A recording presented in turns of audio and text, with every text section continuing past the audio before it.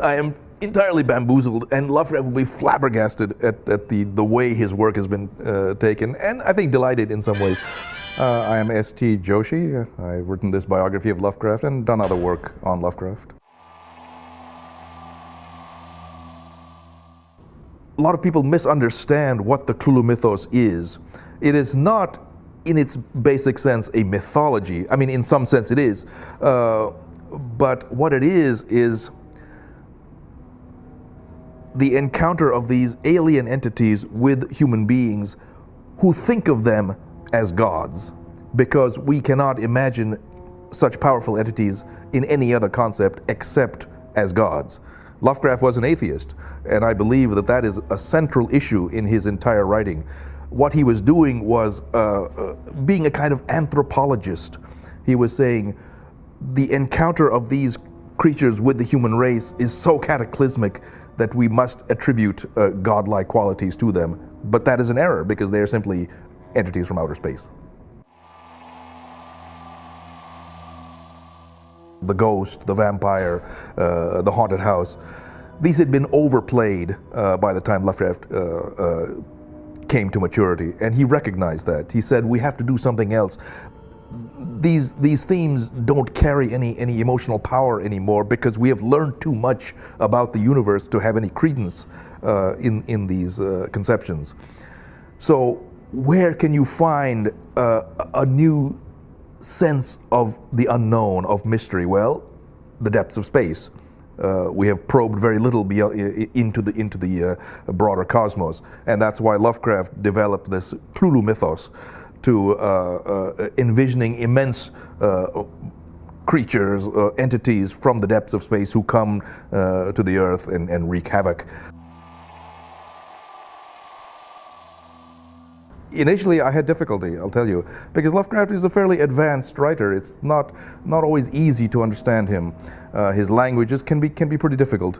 So it took me a little while to grasp Lovecraft, but I did in the end, and I just fell in love with him. Many people in the United States do not like his very dense prose. It's hard to read. It takes an extensive vocabulary to read him, and Lovecraft was writing that kind of prose at a time when, in the broader American literature of that period, people were getting away from that kind of very dense prose. You had people like Hemingway and Sherwood Anderson and Sinclair Lewis writing very simple, spare prose, and that became the standard type of prose written by literary authors.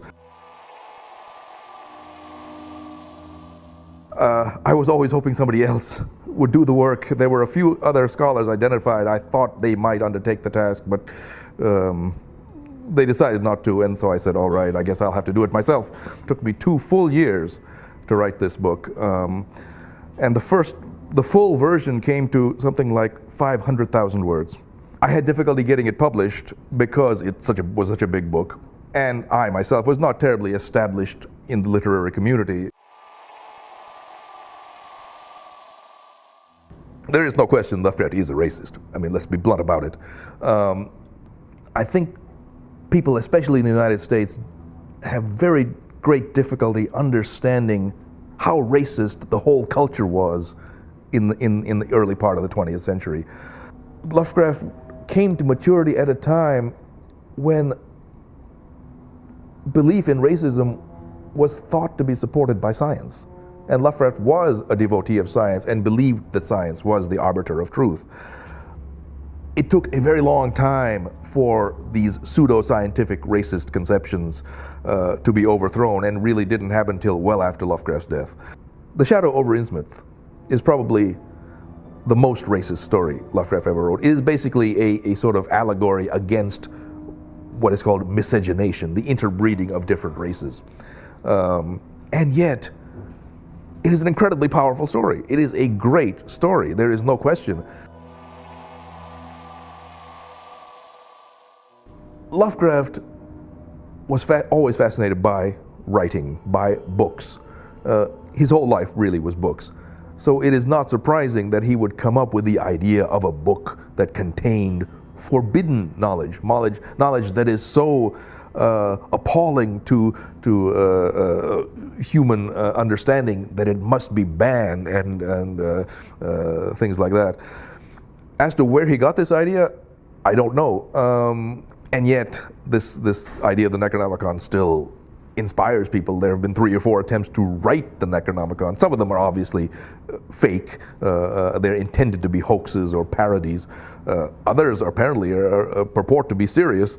One was written by an occultist by the name of Simon, and actually is a book of spells that might purportedly summon up the entities that it talks about.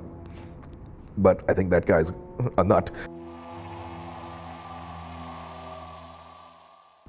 The story, in a way, is an encapsulation of a lot of the work that he had done before. In many ways, it is a sort of expansion of the very early story, Dagon, which he wrote in 1917. There again, you have the idea of human beings encountering a strange aquatic creature in the depths of the sea, and the effects of that encounter.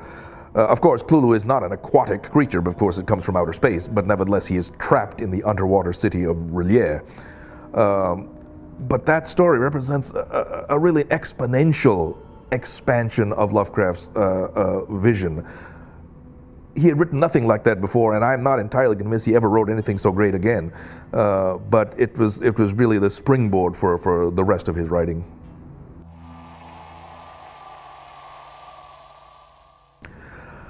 Yeah, I personally believe that is his greatest story. Extremely rich and dense, and again, this perhaps his greatest accomplishment in the realm of cosmic horror.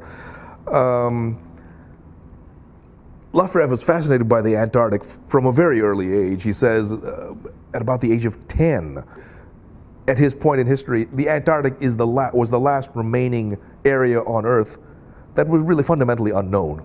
And therefore Lovecraft could express his imagination in depicting this immense city of the old ones. In my judgment, that final scene when the Shoggoth emerges and pursues the human explorers there is perhaps the greatest single scene in the history of weird fiction. I distinctly remember when the Call of Cthulhu role-playing game came out in 1982, and it was quite a sensation. I don't play role-playing games, so I don't really know much about it, but I did criticize the fact that they mingled Lovecraft's conceptions with the conceptions of other writers. But frankly, I mean, it's all entertainment, and I think it's all fine. And it has actually brought some of those players back to Lovecraft. Some of these people play the games without having read Lovecraft, but they play the games and then find an interest in Lovecraft and then start reading the literature, which is fine. The one thing I have a problem with is the films of Lovecraft. They have simply not been very good. There is one film only I can unhesitatingly recommend. It is actually a German production called Die Farbe. I believe it came out in 2011, based on The Color Out of Space. The title means the color. A superb adaptation of that story. But otherwise, I don't think filmmakers have really gotten the essence of Lovecraft. I think some of it comes out better in films that are not explicitly Lovecraftian. Alien is unquestionably a Lovecraft film, without explicitly saying so.